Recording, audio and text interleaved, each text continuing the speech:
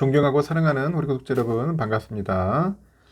여러분의 멘탈 전도사 천만쌤입니다. 또 이제 하루가 시작되네요. 즐겁고 유쾌하고 행복한 하루였으면 좋겠습니다. 여러분 좋은 하루 보내십시오.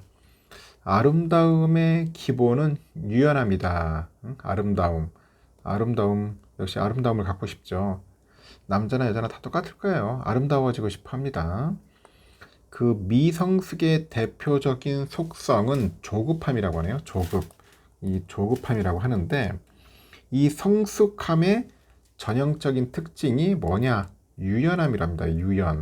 유연함이다. 유연함. 나이를 먹어도 조급해하는 사람은 여전히 미성숙한 사람이라고 합니다.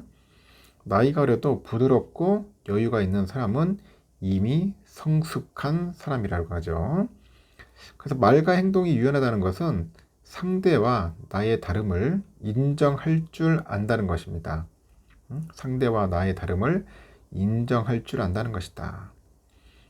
언제라도 새로운 것을 받아들일 수 있다는 그런 뜻이겠죠. 그래서 어떤 변화에도 당황하지 않고 이 적응할 준비가 돼 있다는 거예요. 여러분들도 적응할 준비 돼 있나요? 적응 아주 중요합니다. 그래서 말과 행동이 유연한 사람을 가까이 하셔야 돼. 그래야 나 또한 그 유연함에 물들어가지고 인생에 여유가 생기고 더 느긋한 삶을 즐길 수 있다는 겁니다. 알겠죠? 그래서 유연한 사람을 가까이 하자. 그리고 나 또한 유연함에 물들자. 플렉시블한 사람이 좋은 것 같습니다. 그러면 또 삼성에 관련된 이야기를 또 한번 해보겠습니다. 다양한 소식들이 있는데 지금 보니까 뭐 여러 이야기들이 좀 들려오기 시작하네요. HBM 관련된 이야기들이 좀 많이 있습니다. 삼성전자가 그 AI용이죠. 이 AI용의 HBM의 그 시장의 최대 큰손 엔비디아의 공급망에 편입이 됩니다. 엔비디아의 HBM3의 퀄 테스트 문턱을 넘어요. 그래가지고 삼성전자 이 기술력이 본 궤도에 진입했다는 시장의 기대감이 이제 커지고 있습니다. 뭐 실망감도 있겠지만은 커지고 있어요. 삼성은 시장 주도권의 탈환의 승부수로 내건 세계 최대 용량이죠.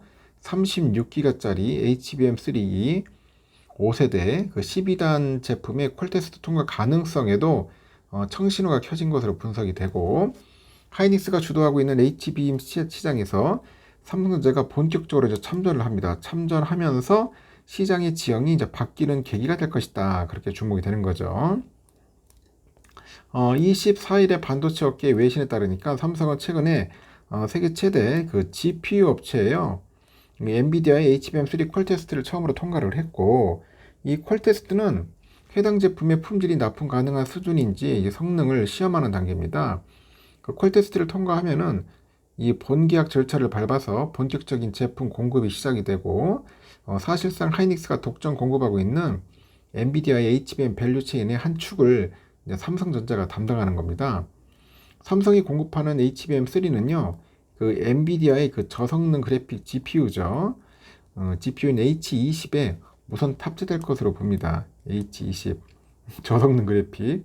어떤 분이 이제 이거에 탑재됐다고 삼성전자가 좀 어떻게 보면 좀 잘못했다는 식으로 얘기를 하는데, 저는 반대로 이 저성능 그래픽이라도 다 팔아먹어야 돼. 팔아먹어야 합니다. 여기에 또 HBM 만들어서 팔아야죠. 그리고 고부가 가치의 HBM도 있겠죠. 5세대도 팔고 4세대도 팔고 3세대도 팔고 다 팔아먹어야 돼요. 닥치는 대로. 그것도 삼성의 역할입니다. H20은요, 엔비디아가 미국 첨단 산업 규제에 대응해서 기존의 GPU보다 성능을 낮춰가지고 현재 중국에 수출하고 있는 제품입니다. 삼성은 업계 1등에서 하이닉스와의 점유율 격차를 좁힐 그런 발판을 마련했고요. 하이닉스가 가장 먼저 AI용 HBM 양산 체제를 구축을 해서 엔비디아랑 공고한 협력 체계를 구축을 했고, 시장 조사 기관에 보니까 지난해 글로벌 HBM C3에서 하이닉스의 점유율의 53%로 1등이죠. 삼성은 38%, 양사 점유율 격차는 15%를 나타냈다고 보고 있습니다. 삼성은 그 HBM3에 이어서 HBM3 퀄 테스트를 현재 통과에 총력을 기울이고 있어요. 이렇게 생성형 AI 열풍으로 폭발적으로 늘어나고 있는 상황인데, 업계 첫 엔비디아 양 HBM3 12단 제품에 성공할 경우에는 이 단숨에 시장 주도권을 확보할 기회를 잡을 것 같아요. 삼성은 지난 2월에 36기가짜리 HBM3 12단 제품을 세계 최초로 개발한 후에 현재 엔비디아 퀄 테스트를 진행합니다.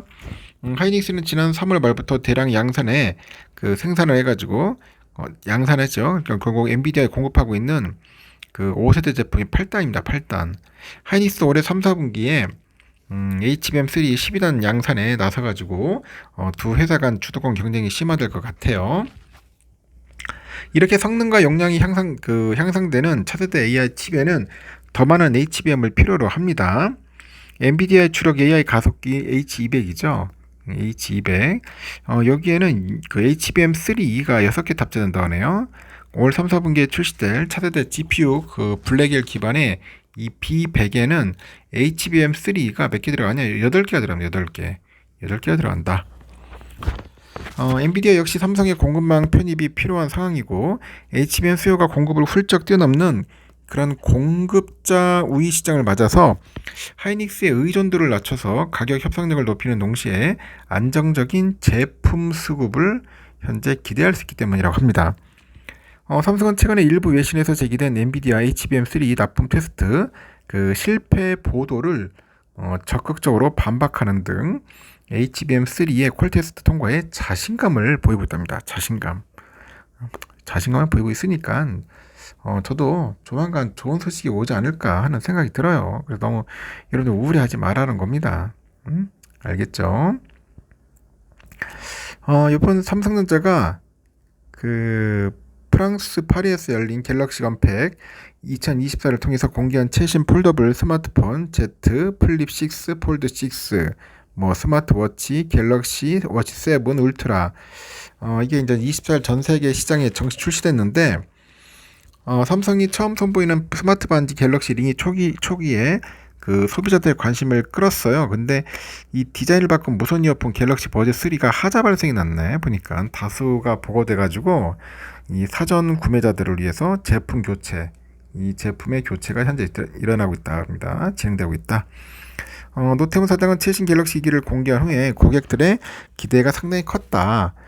갤럭시 AI의 힘을 다양한 기능을 갖춘 폴더블 기기에 통합을 하고 이제 생태계 포트폴리오를 확장해서 전 세계 AI 잠재력을 제공하기 위해서 노력을 이어갈 거라고 합니다. 시장은 갤럭시 링에 기대를 거는 분위기 같아요. 삼성의 미국 온라인 매장 홈페이지에 보면 사전 판매 기간 중에 한때 갤럭시 링이 품절됐다는 메시지도 나오는데 홍콩 사우스 차이나 사우스 모닝 포스트에 보니까 삼성전자 제품이 고전하는 중국에서도 갤럭시 링이 폭발적인 반응을 불러일으켰다고 합니다. 이 매체가 인용한 템펑증권의 리서치 노트는 갤럭시 링이 막 태동하기 시작한 스마트 반지 시장을 삼성전자가 선점하는 데 도움이 될 거라고 합니다. 이전의 제품도 그런 게 있는가 봐요. 이전 제품에 그런 게 없었지. 비교를 해보니까 디자인을 확 바꾼 갤럭시 버즈 3도 이날 나오지만은 링과는 분위기가 좀 다르다고 하네요. 이 품질 관리가 제대로 안 됐다는 그런 또 비판이 있었어요. 품질 관리 좀 제대로 했어야 하는데 못했던가 봐요. 버즈 3에 입력되는 음성의 품질을 끌어올리기 위해서 이 버즈 2까지 활용하던 강낭콩 모양에서 벗어나가지고 이 줄기가 포함된 콩나물 모양을 채택을 했는데 이 줄기를 꾸미는 블레이드 LED 조명을 포함을 했다고 하는 것 같아요. 그런데 사전 구매로 갤럭시 버즈 3를 확보한 고객들은 양쪽의 줄기 길이가 다르거나 LED가 제대로 나오지 않거나 또 버즈 케이스가 제대로 조립되지 않는 등 제품에 문제가 있다고 호소했고, 이 때문에 삼성은 19일에 삼성닷컴 공지사항을 통해서 이 버즈 3를 산 고객한테는 교환이나 환불해 주는 것 같아요. 환불을 해주겠다, 그렇게 이야기를 했습니다. 24일 판매 물량부터 철저한 검수를 완료해가지고 문제가 없는 제품이 나올 거라고 하는데 당분간은 사전 구매자들의 제품 교체를 우선시하는 것 같아요. 24일부터 제품을 사는 고객들이나 삼성 스토어 매장에서 제품을 받는 픽업 방식이죠. 이 픽업 방식을 택한 고객들은 배송 지연을 겪을 것 같습니다. 통신 3사가 플립 6하고 이 폴드 6에 대한 공시지원금을 최대 24만 5천 원으로 정했네요. 가장 공시지원금이 높은 SK텔레콤, 이 5GX 플래티넘이 이게 월요금이 12만 5천 원이던데 그 가입자 기준으로 해서 유통망 추가 지원금을 포함하니까 최대 28만 1,700원 지원금 받아요. 통신사 간의 번호 이동에 책정하는 전환 지원금 없고 현재로서는 같은 24개월 가입 기준으로 월 요금 최대 25%를 절약하는 선택 약정 요금 할인이 가장 저렴하더라. 통신사들은 시장 상황에 따라서 공시지원금을 조정할 계획이라고 합니다. 참고하시면 될 것 같습니다. 요즘 또 하이닉스의 그 HBM 탄탄대로 앞에 이 물 부족이라는 암초가 나타났습니다. 용수하고 전력 확보 문제가 세계 반도체 제조를 도맡은 한국과 그 대만의 난제입니다. 난제. 그래서 새로운 경쟁처로 부각되는데 SK 하이닉스도 공공 그 하수 처리장에 물을 가져다가 이 정화해가지고 사용하는 등 해법 찾기에 몰두하는 것 같아요. 하이닉스가 공시한 지속가능 경영 보고서에 보니까 HBM 대형 생산 기지를 건설 중인 충북의 청주 사업장의 물 스트레스 지수가 고위험으로 나타났네요. 이 물 스트레스란 세계자원연구소의 기준을 바탕으로 해당 지역의 물 부족 현상을 약간 지수화한 거예요. 청주의 물 부족은 전년도에 중간 위험이었는데 1년 만에 고위험으로 높아졌다고 합니다. 청주 M15X 팹은 AI용 메모리로 각광받는 HBM 등 D램 신규 생산 기지로 하이닉스가 낙점한 곳이라고 합니다. 회사는 내년 가동을 목표로 이곳에 5조 3천억 정도 투입을 해요. 하이닉스의 HBM 물량이 내년 생산분까지 완판되고 있는데 청주 팹의 용수 공급에 차질이 생기다 보니까 HBM 사업에 걸림돌이 될 수 있겠죠. 그 물은 반도체 제종 중에 여러 단계에 사용되는 주요 자원이고 예를 들어서 웨이퍼 세정에는 이 고도에 정제된 이 초순수의 물을 사용한다는 거지. 앞서서 하이닉스는 용인 팩 건설 과정에서 용수 확보에 어려움을 겪다 보니까 착공이 지연되기도 했어요. 그러다 보니까 하이닉스는 청주의 물 문제를 해결하기 위해서 지난해 국내 반도체 업계 최초로 외부의 하수 처리 제2용수를 도입을 했고 이 반도체 공정에서 이 쓴 물을 재이용할 뿐만 아니라 하수 처리장 등 외부 물을 가져다가 정화해 쓴다는 겁니다. 청주시의 공공 하수 처리장에서 제2용수를 받아가지고 사용하면서 이 반도체 공장 대기오염을 걸러주는 그 스크러버 등 필수 공정 위에도 인프라에 주로 사용을 하는 거죠. 지난해 SK 하이닉스가 그 강물 등 자연에서 가져온 물 취수의 양이 약 1억 655만 톤이네요. 전년 대비 5% 줄었고 대신 제2용수 양은 5,809만 톤이고 18% 늘었습니다. 국내 사업장의 그 용수체 이용률은 44%, 하이닉스의 해외 사업장보다도 높습니다. 삼성전자도 반도체에 필요한 용수가 2030년 현재 2배 이상이 될 거라고 전망을 하고 있고요. 다만 2030년 취수량 21년 수준 유지가 목표고 반도체 공장을 늘려도 강물과 지하수를 더 가져다 쓰지는 않겠다는 의미입니다. 삼성은 지난 22년 환경부, 경기도 등과 하수처리수 재이용 활성화를 위한 업무 협약을 맺었고 이 수원과 용인, 화성, 평택, 오산 등 이런 지자체랑 이를 위한 인프라 구축 등을 협의 중에 있는 것 같습니다. 이 하이닉스의 그 재생에너지 사용률을 보니까 30%고 전년 29.6%보다 소폭 증가를 했네요. 국내 재생에너지 조달 환경이 상대적으로 열악하다는 그런 보고서에 적었는데 하이닉스는 지난해 처음으로 태양광 직접 그 전력 거래 계약을 SK 에코플랜트와 맺었다고 합니다. 물과 전력 확보는 동아시아 반도체 업계의 공통 난제라고 해요. 최근에 발간된 S&P 글로벌 보고서에 보니까 전 세계 반도체 제조가 인구 750만이 사는 홍콩만큼 많은 물을 소비한대요. 그래서 물 관리를 잘못할 경우 2030년 반도체 생산량의 한 10%까지 차질을 빚을 수 있다고 하죠. 이 반도체 제조 강국인 한국과 대만은 이 좁은 국토와 높은 인구 밀도, 낮은 에너지 자급률이라는 공통의 그런 문제를 안고 있습니다. TSMC도 그 상황은 더 심각해요. 연초에 미국 싱크탱크 제임스타운이 TSMC가 일본의 그 구마모토에 반도체 공장을 지은 이유 중에 대만의 물과 전력 부족도 있다고 합니다.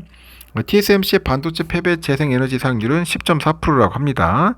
그래서 하이닉스의 지속가능 경영 보고서에는 이외에도 인사, 복지 등 그런 내용들이 좀 기재가 되어 있는 것 같습니다. 하여튼 물 부족이 심각하다고 하니까 지금 난린 것 같습니다. 삼성전자도 마찬가지일 거예요. 하여튼 앞으로 물 부족 잘 해결했으면 좋겠습니다. 하여튼 초순수 그게 필요한 것 같아요. 일단 여기까지 하겠습니다. 여러분 좋은 하루 보내시고요. 또 다음 시간에 또 뵙도록 하겠습니다. 하여튼 즐거운 하루 보내십시오. 감사합니다.